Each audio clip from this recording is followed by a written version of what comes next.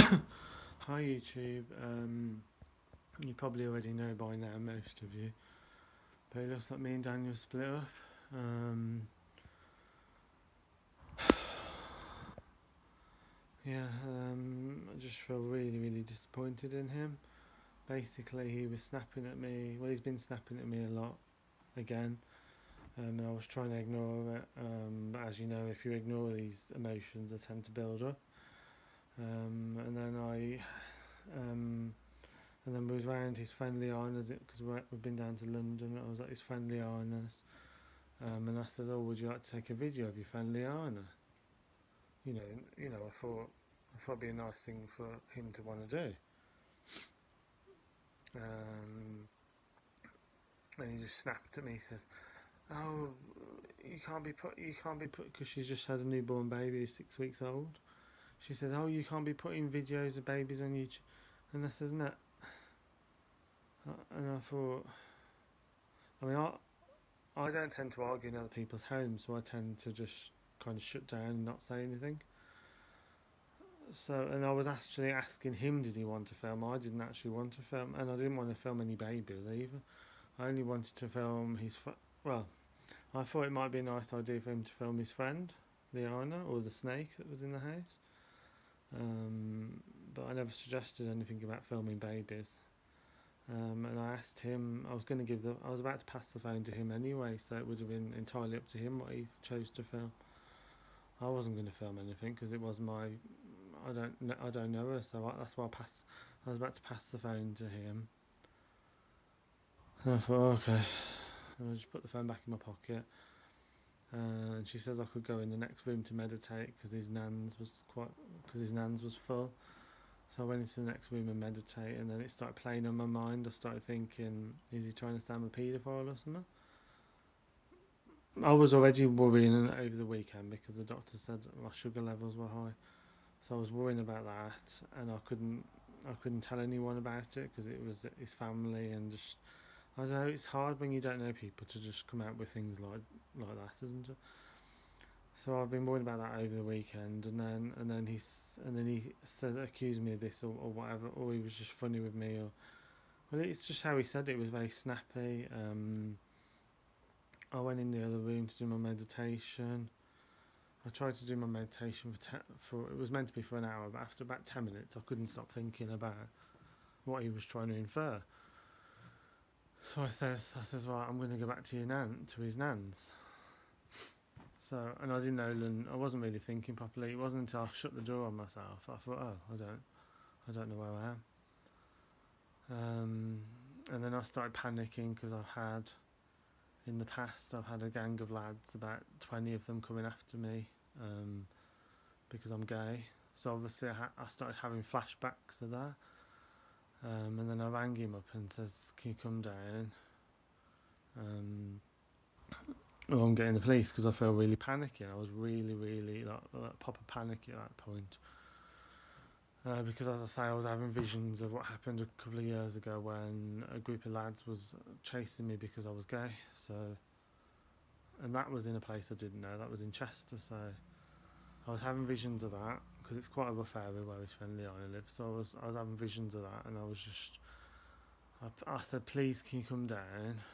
Um, and he just didn't seem bothered. He just put the phone down on me, and I was just waiting about 10 minutes, panicking, thinking, "What am I going to do?" And he stormed out and he says, "You're embarrassing me in front of my friends." And I was like saying, "Well, I was having a panic attack. I can't help it." And he just started shouting at me, calling me a cunt and a bastard, and I just started crying at his nan's because I didn't know what else to do because I didn't know where I was. So I was just crying, to be honest. I was ringing my friend Caroline and I was just really crying. Really, I was just yeah. So today, well, last night I couldn't sleep all night thinking about it. And then he says, "Oh, I'm gonna have to take you back to the coach station now, Anna, because you don't know where you're going."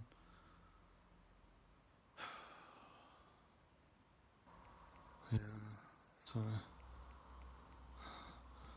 and he started saying, "Oh, you've had the light on and off all night, keeping me awake." And I said that's because I've been panicking all night about what I'm going to do.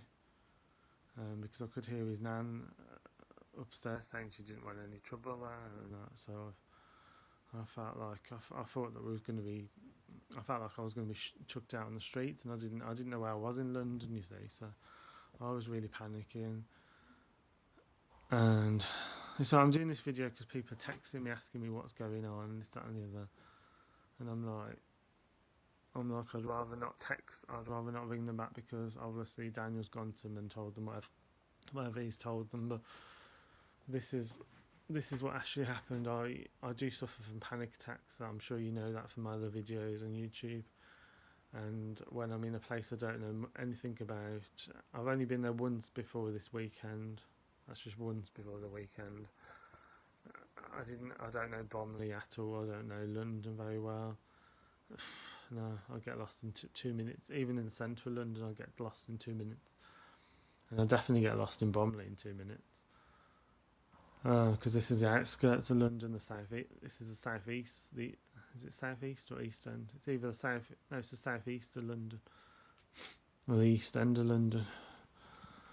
And I just didn't know what I was doing or where I was, and I was just really panicking all night, and I didn't sleep at all night. I kept shaking all night, just with my nerves and that, and then today I said I was asking why he wants me and him to split up, and he just shrugged his shoulders and says, "You wasn't there for me when I was a child, so you're not going to be there for me as an adult." I thought, huh? How does that work? I'm only 5 years older than him. I know he says that to his dad a lot of times, but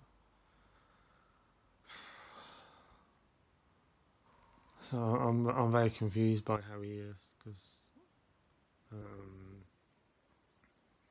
yeah. But how it's felt to me is he told me to go. He told me he's taking me back to the coach station. He told me to go. I've been told to go loads of times. I mean, he's been here and says he's going, or so. And then he rings my friends up then, like it's some kind of sob story when it's him that wanted me to go. I'm not crying to my friends. I haven't even rang any of my friends because I just it just really hurts my feelings to think how he's been to me really. He says you're slagging me off on YouTube. I'm not slagging him off on YouTube. I'm just saying how I feel. I haven't said that. I haven't called him any nasty names on YouTube. I haven't called him any swear words on YouTube. I'm just saying how I feel. That's all I'm saying on YouTube.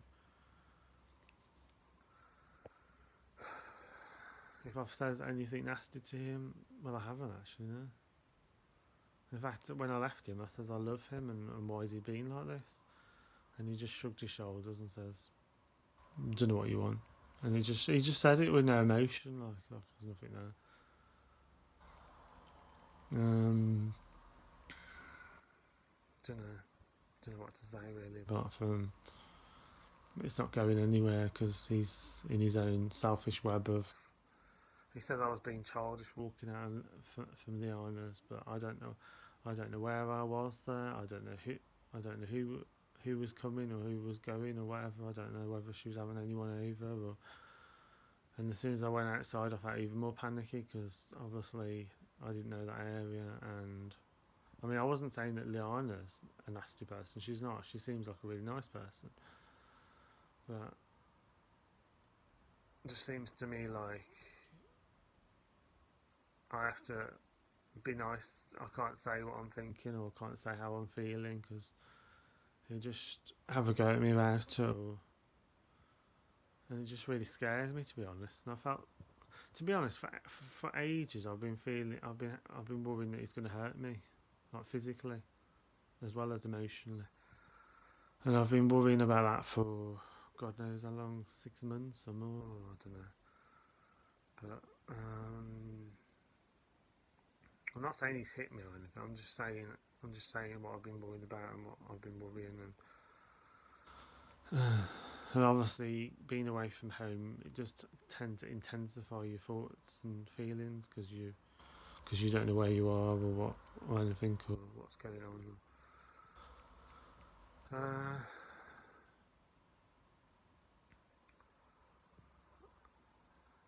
I tried to tell him today. I tried to tell him how I felt today, but he just didn't seem to be interested. He just like shrugging his shoulders.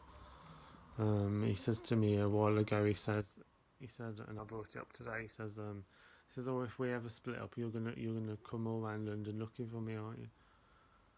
And I mentioned that to him. I says, is it because I'm so nice all the time that it's gone to your head like? And he didn't have an answer for that, and he just giggles when he doesn't have an answer. Like he just goes like that. Um, yeah. He says, why didn't you come to hospital with me the other week when I was in Radridge? But I couldn't come to hospital with him because I was walking socks. And I'd already agreed a few weeks before to walk socks. And he only told me the day before. He only got the appointment, I think, he got a day or two before, maybe 2 days before. And I can't just drop socks just like that because if I agree to walk him, then I have to walk him. I can't just. Yeah. So I says to him, I think you just. I think the biggest problem you got is you won't open up with your emotions. You won't open up, and the fact that I'm very open with my emotions maybe it scares him. I don't know. I said that to him, and he didn't really respond. I says, does it scare you me being like I'm quite an emotional kind of person, if you know what I mean? Like I haven't always been, but obviously I've had a lot happen to me, and obviously it's made me a lot more. I don't know what the word is. Like anxiety. I don't know what the word. No, I don't know. But as I say, I just didn't seem to be bothered. So yeah. So I think that's the end of the story.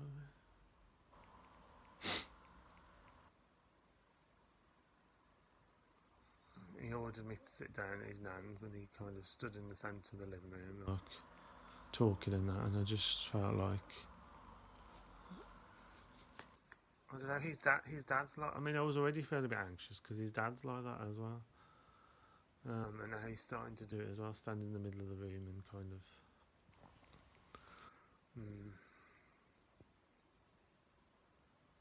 and he just kind of ordered me to sit down, and I didn't think anything at the time, but just thinking about it on the coach back, I was just thinking, I wonder whether that made me anxious as well.